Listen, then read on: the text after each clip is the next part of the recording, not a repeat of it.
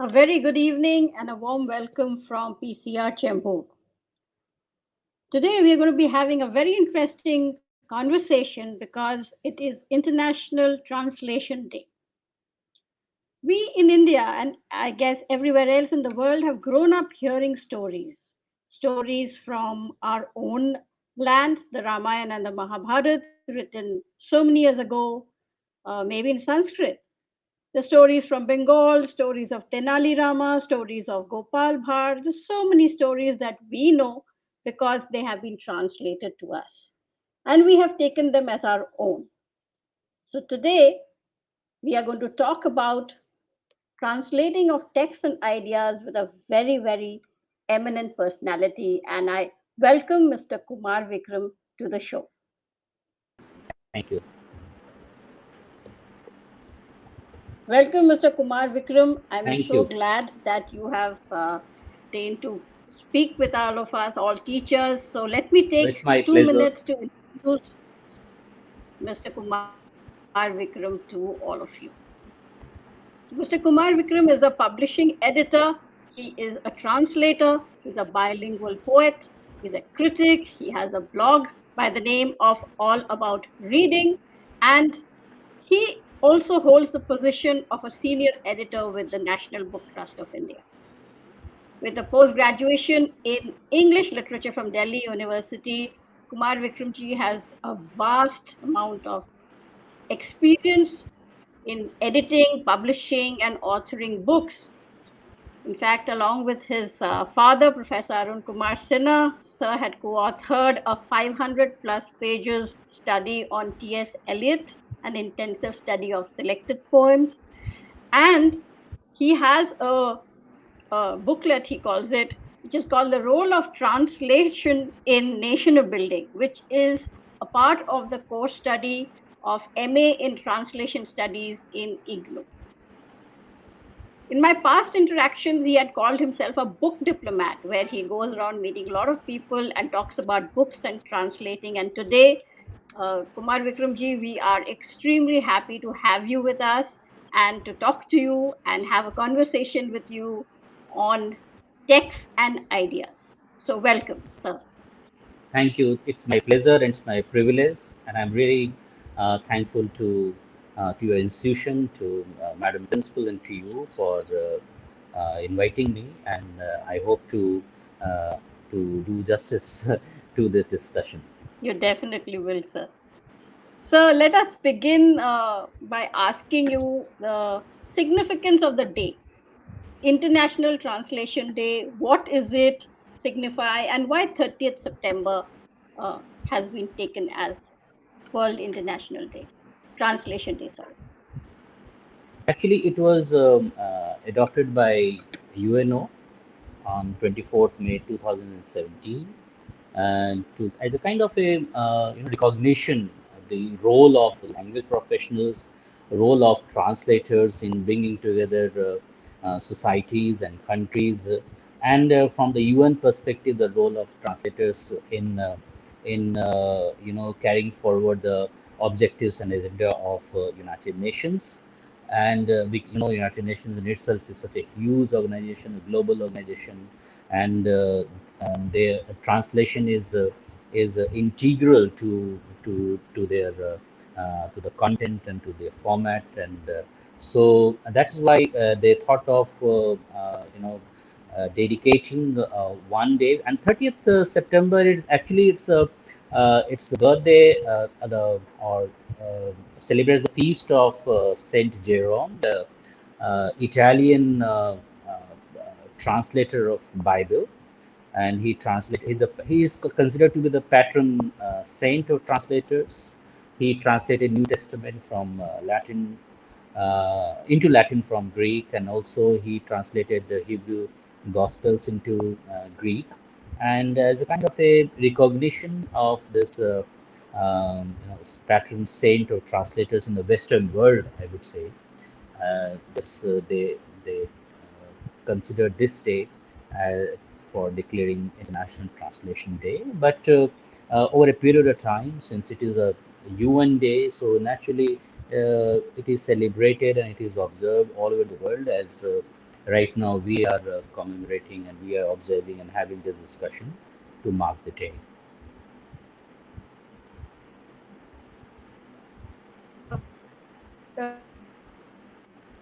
Translation is integral to the US because they have, every nation out there has their own language. Like if you Europe, moving from one country to another, they would need a common language. However, if you look at India, we have 22 official languages and 15,000, 16,000 languages by itself. And I guess we are just a multilingual country in the truest sense of the word. So, how is India placed in the world of translations? Because the other countries that you're talking about, they have one, two, three, four, five languages. We have so many. So, how is India placed, like as a translator and as an editor? This is something which you must be coming across very often. Of course, we are multilingual country in true sense, and since we are a multilingual country, there is an, I would say, there is an embedded spirit of multilingualism in all of us. Most of us know two languages.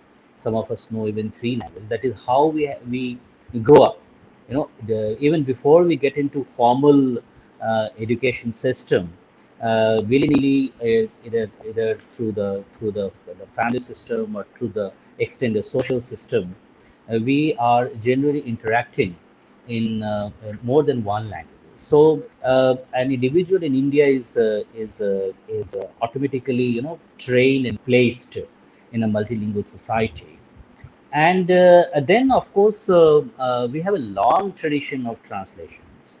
I mean, right from the ancient period to the middle, coming to the modern period, and there have been phases, with the rise of political power.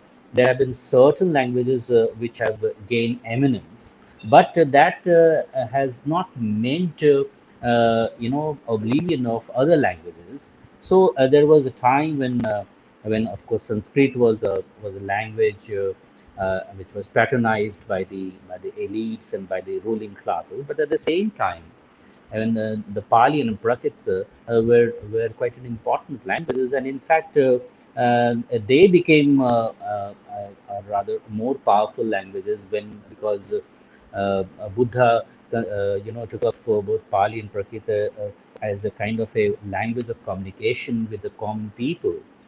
And so there have, and then of course there are Apabhanshas, and there have been a whole lot of languages, but the languages as such have not been a barrier in our society.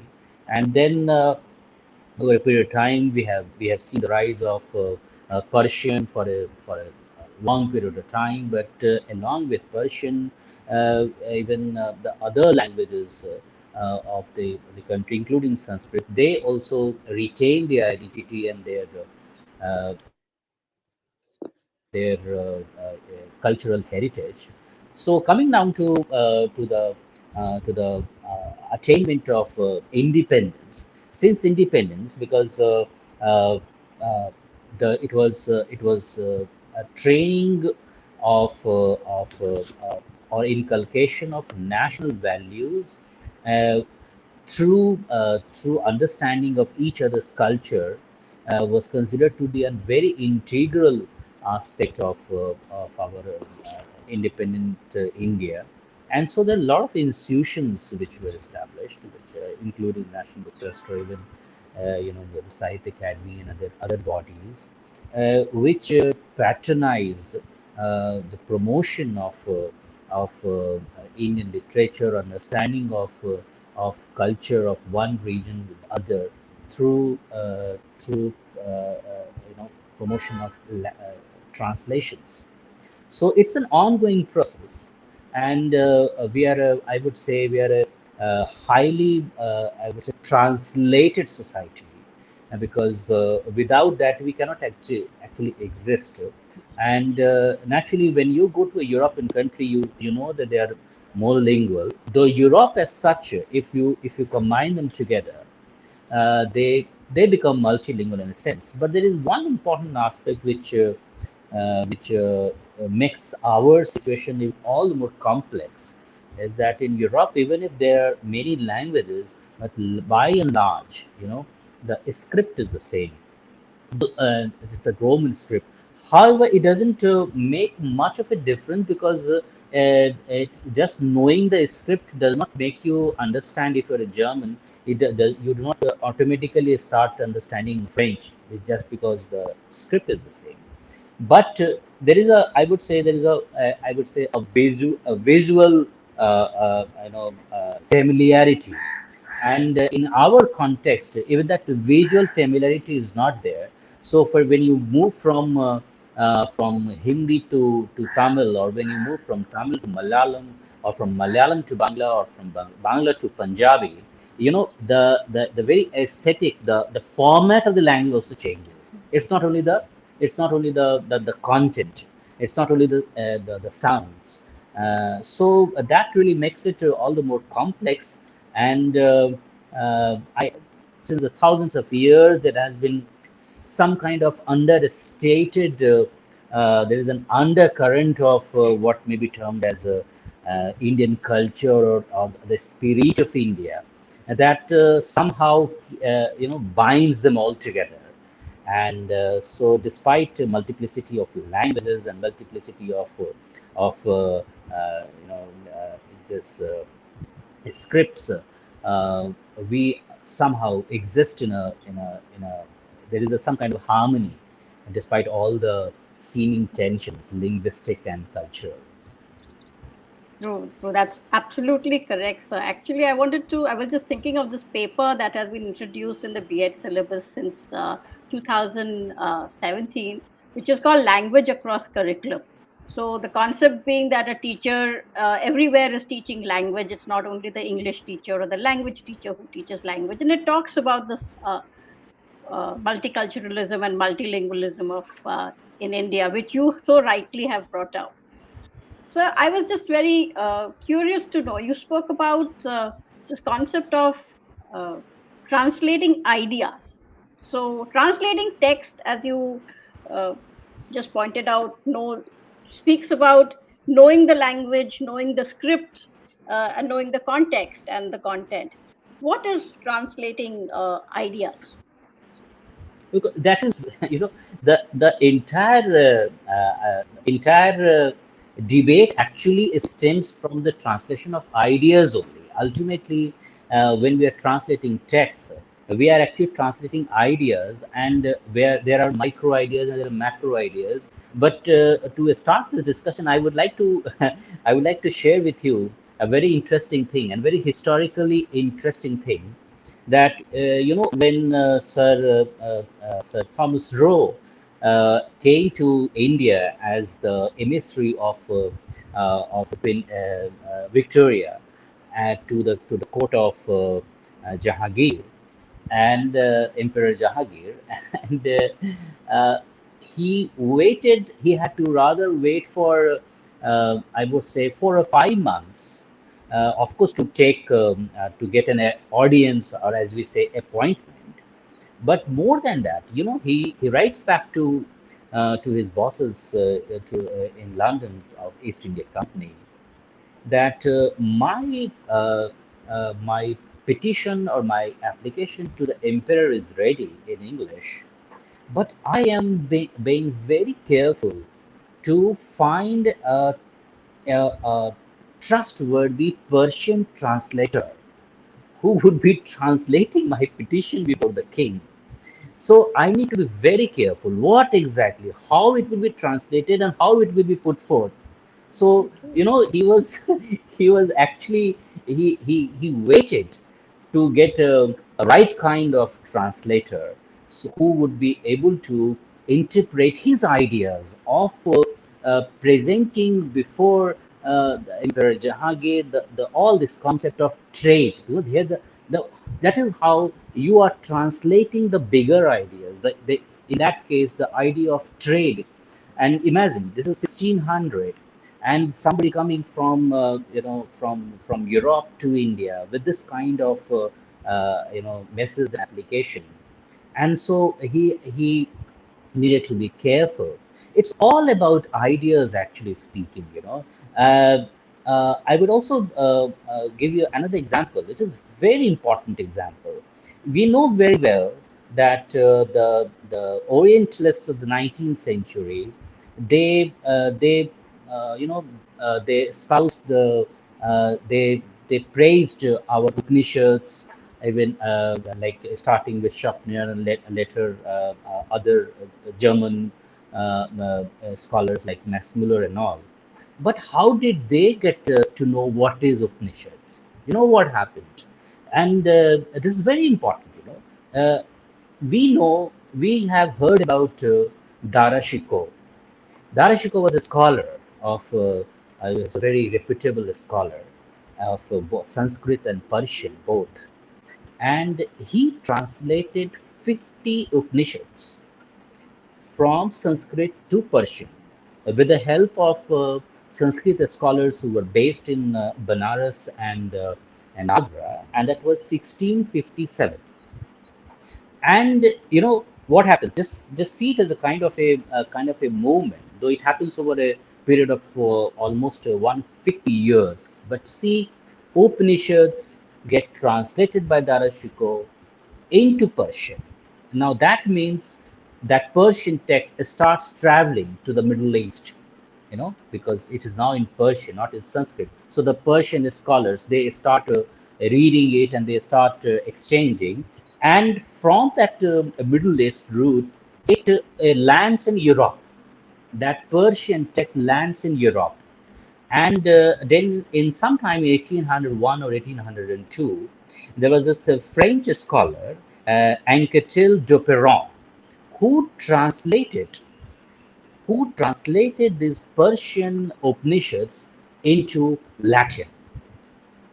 And those Latin texts, which now the scholars have pointed out, they are actually there are a lot of mistakes. If in the early 20th century, it has been found out from Latin scholars that that Latin Upanishads, the original Latin Upanishad translated by this French scholar, carried many mistakes. But despite that, that Latin text, which is now available in Europe, which gets into the hands of these Orientalists. And on the basis of that, the Schopenhauer, he very famously he called it he calls it, I'd like to quote, it is the product of human wisdom of highest order, Upanishads. Now this is how the ideas are traveling. These are not mere, they are not mere, I would say, translation of texts. It's almost like interpreting and translating in one civilization into another civilization. And if you come back, of course, Bible is supposed to be one of the most widely translated texts of the world. But if we come to the Indian context, Bhagavad Gita is supposedly one of the most translated and interpreted. And the way it has been interpreting, right from Raja Ram Mohan Roy to coming down to even Tilak or even Gandhi, or even there have been Marxist interpretations of Gita. So what I mean to say, when you're talking about translation of ideas, the translator is not only translating the linguistic or alphabetical part of it. He or she is also interpreting and also translating the ideas embedded in that. So now, if we come to the present times, due to the liberalization and due to the globalization, we keep hearing a kind of a neo-colonialism, a neo-imperialism, because what is happening, that a lot of ideas from the West, whether it is in the form of economic reforms or whether it is in the form of culture, they are getting into our system. And when a book comes and we translate into Hindi, we are not translating just a book. We are also importing these ideas. And I would like to end my response to this on a very important point.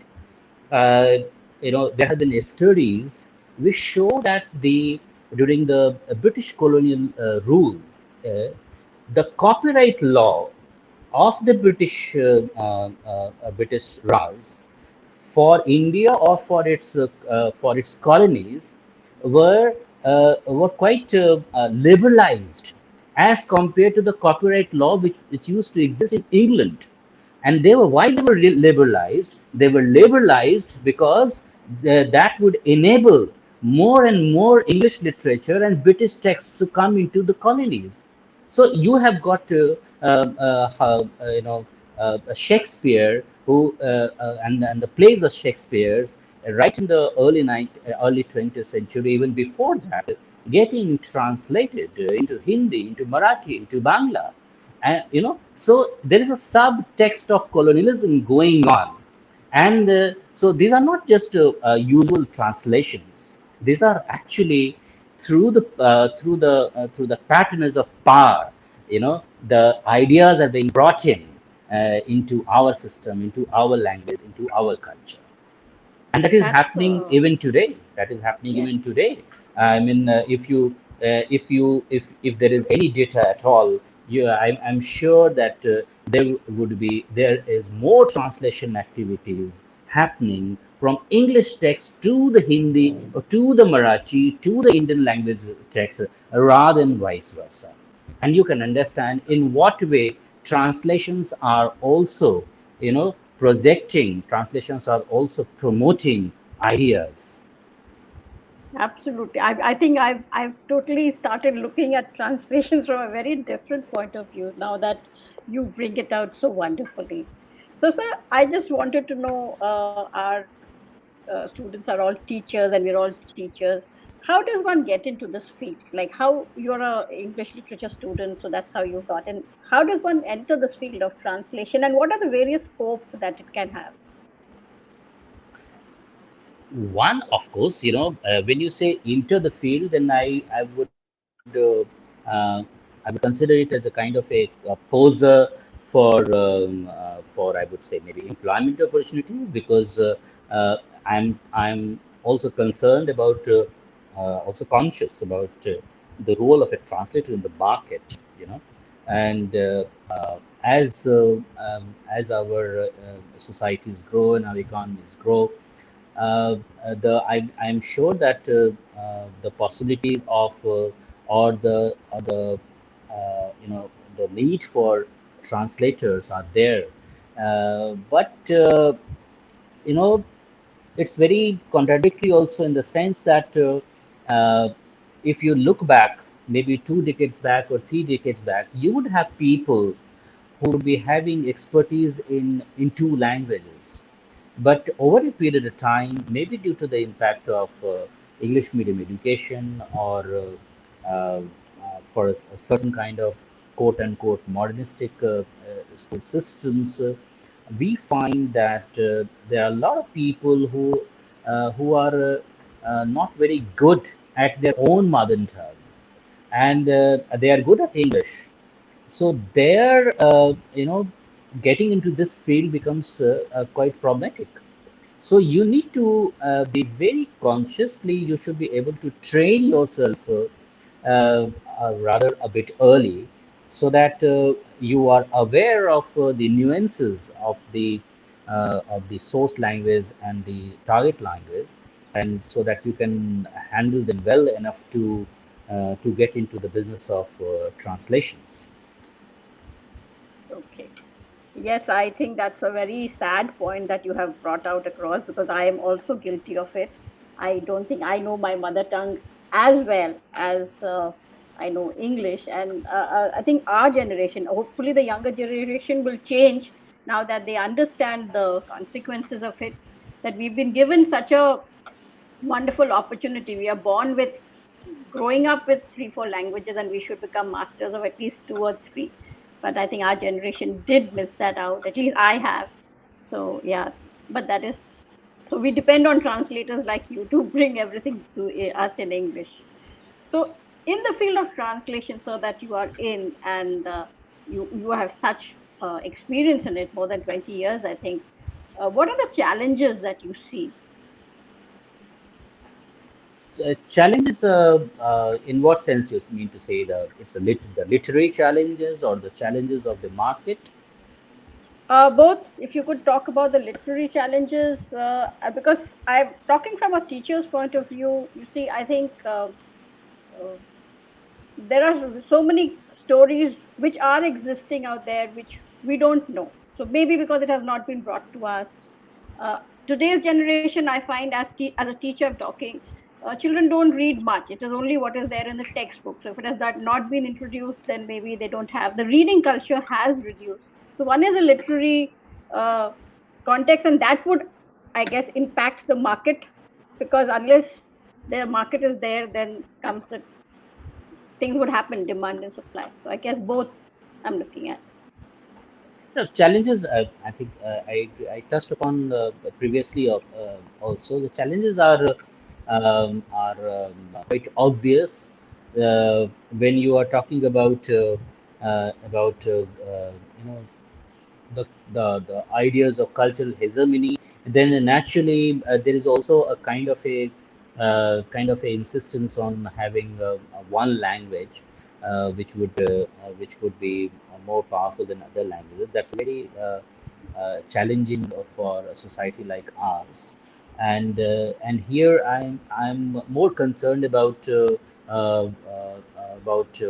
influences and the economic influences which are likely to dictate the terms of linguistic dynamics in the country.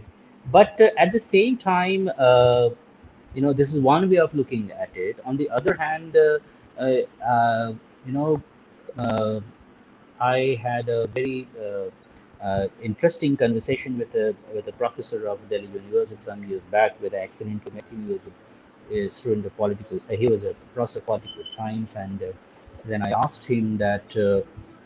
Uh, so, what is your medium of instruction in your classroom?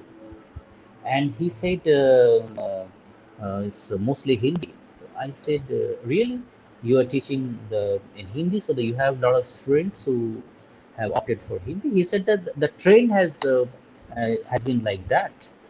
So for last, he would say, for the last 10, 15 years, there has been a trend in higher education where there is a good chunk of students who are coming from uh, quote unquote, I don't want to say the quote unquote rural, background, and who are asserting themselves, and who want to reach, you know, to get educated at the higher level and then to achieve further in life. So maybe there is an undercurrent of assertion of Indian languages in society as well, and so that there is there's a lot of demand of books in Indian languages as well.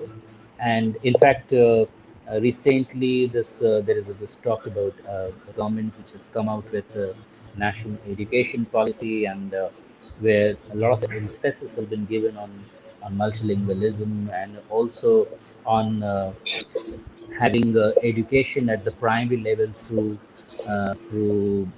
mother tongue or through the regional language, and then emphasis on teaching science and technology into through Indian languages.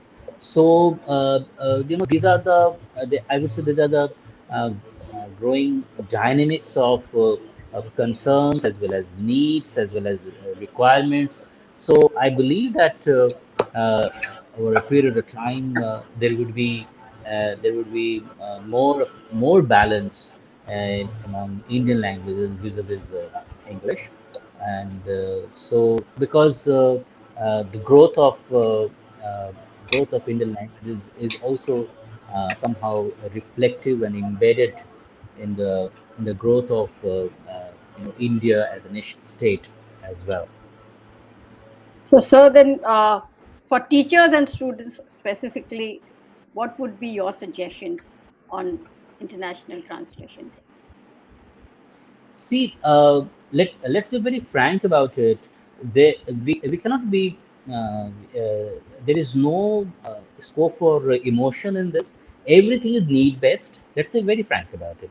I mean, if what you are studying, uh, if your requirements are going to be fulfilled through texts and through journals of Indian languages, then actually you will have to develop that kind of expertise in whatever in the language you you are proficient with, and I'm sure that over a period of time, the teachers and the students will do well to become more proficient in at least minimum two languages, and this is if if the social and the educational setup is not helping you, then as an enlightened lot, you will have to do it at your own personal level, some kind of extra effort to find out about what is happening in other languages, and then to try to gain that text through maybe through translated editions if they are available. I mean, also very it's not an easy route, of course, and but the time has come that we try to come out of our comfort zones and try to get hold of texts which have been translated, maybe from one Indian language to another, or from an Indian language to English, or vice versa. So it's an ongoing process, and it of course requires a lot of personal efforts as well. Thank you, sir. It was wonderful hearing from an expert like you, but I could not let you go without hearing. You're such a wonderful poet. So, can we have a poem by you? I think when we started this show, then you mentioned about it. I was not prepared for it, but there is one poem which is incidentally related uh, to the placement of a bilingual person or a translator in our society, and how the person is, I would say, we had discussed it in our previous conversation also, looked at suspiciously. You know, if you are grounded in your one language, then you are supposed to be more of an insider.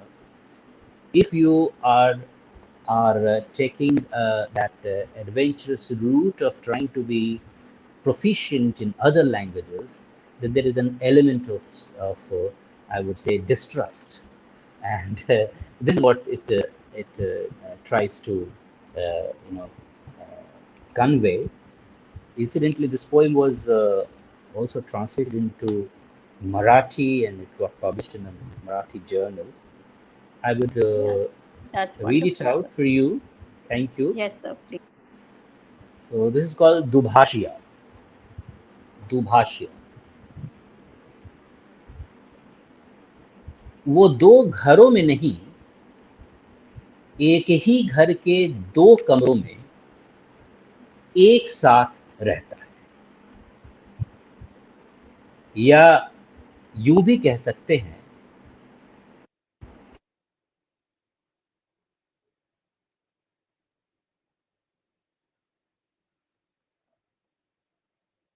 So, I can't hear you.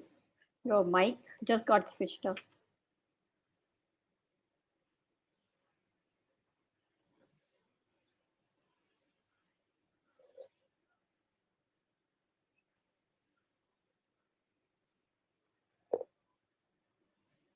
Hello.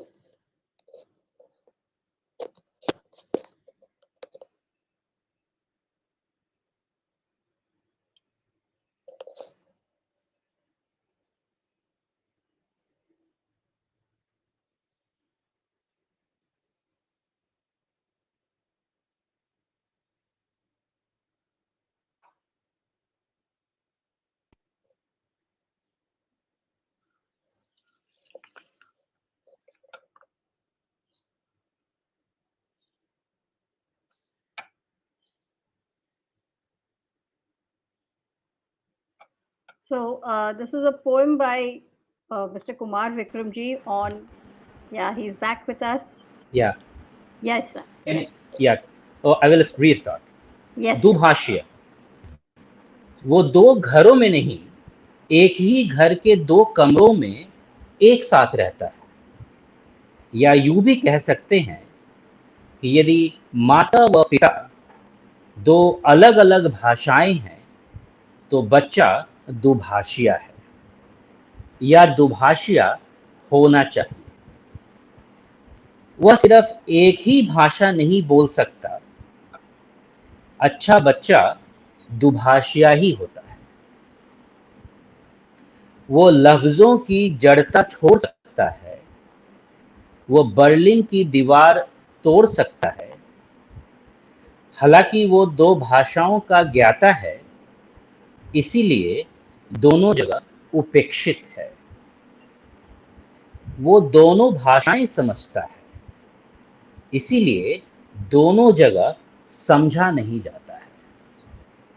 कुछ कुछ उन जासूसों की तरह जिनकी जरूरत शब्दों भावों के अंतहीन अंधकारमय विकट गलियों से निकलने के लिए होती तो है, पर जिनसे दोस्ती दिखाना खतरे से खाली नहीं, बल्कि उन्हें बीच चौराहे पर दो गला कह भाषा विद्रोही घोषित कर ही खुद को निज भाषा सेवी जताया जा सकता है।